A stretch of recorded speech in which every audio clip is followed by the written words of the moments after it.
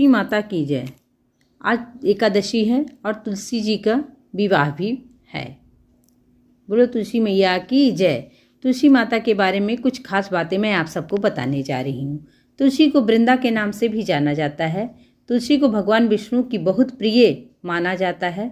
तुलसी के पौधे में माँ लक्ष्मी जी का वास माना जाता है। तुलसी के पौधे में कई तरह के औषधीय गुण भी होते हैं। तुलसी के पत्ते खाने से शरीर में ऊर्जा का प्रवाह नियंत्रित होता है। तुलसी के पत्तों में एंटीबायोटिक, एंटी फंगल और एंटीबैक्टीरियल गुण होते हैं। तुलसी के पत्तों के रस से बुखार, खांसी, ब्रोंकाइटिस और पाचन संबंधी समस्याओं में आराम मिलता है। तुलसी के बीजों में संतान उत्पत्ति की समस्या में फायदा होता है। तुलसी के पत्तों को सांस की बदबू से छुटकारा दिलाने में मदद मिलती है। तुलसी के पौधे के कई तरह के जैव सक्रिय रसायन पाए गए हैं।